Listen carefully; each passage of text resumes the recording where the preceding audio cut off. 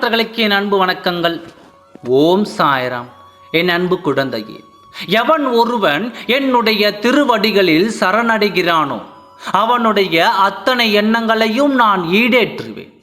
என்னை எந்த உருவத்தில் நீ பார்க்க விரும்புகிறாயோ அதே உருவத்தில் உனக்கு நான் காட்சி தருவேன். என்னை நீ அடைக்கலம் அடைந்து விட்டாய். உன் பாரத்தை நான் சுமப்பேன். உன் உடல் மனம் நான் சேகரிப்பேன். என்னை எனக்கே அர்ப்பணித்து என்னை தியானம் செய்தாயானால் உன் துன்பங்களில் இருந்து நான் உன்னை விடுவிப்பேன். நீ என்னை நோக்கினால் நான் உன்னை நோக்குவேன். இவையெல்லாம் என் பிள்ளையான உனக்கு நான் தரும் சத்திய வாக்கு. நீ என்னை சாயப்பா என்று அழைத்து என் பாதங்களில் சரணடைந்து விட்டாயோ அன்று முதல் உன் வாழ்க்கை என் பொறுப்பு. ஒவ்வொரு நொடியும் உன்னை சுற்றி நடக்கும் எல்லாவற்றையும் நான் பார்த்து கொண்டு தான் இருக்கிறேன்.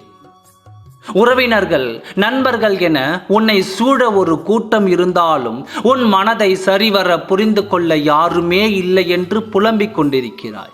யாரிடமும் உன் மனதை வெளிப்படையாக சொல்லவும் மறுக்கிறாய். ஆனால் உன் தகப்பனான என் கண்ணில் இதெல்லாம் தப்பாமல் போய்விடுமா? எல்லாவற்றையும் பார்த்து கொண்டு தானே இருக்கிறேன். உன் மனதில் உள்ள ஏக்கமும் தவிப்பும் தவறானது அல்ல, எல்லாம் நியாயமானது. உன் கவலைகள் எல்லாம் போக்க நல்லதொரு தீர்ப்பை கொடுக்கிறேன். இப்பொழுது நான் சொல்வதை கவனமாக கேள். இந்த சூழ்நிலையில் நான் சொல்லும் இந்த வார்த்தைகள் உனக்கு மட்டுமே புரியும். அலைப்பாயும் உன் மனதிற்கு அமைதியையும் சந்தோஷத்தையும் அளிக்கும் வண்ணம் உன் வாழ்விலும் உன் இல்லத்திலும் ஒரு புதிய உறவு இணையப் போகிறது.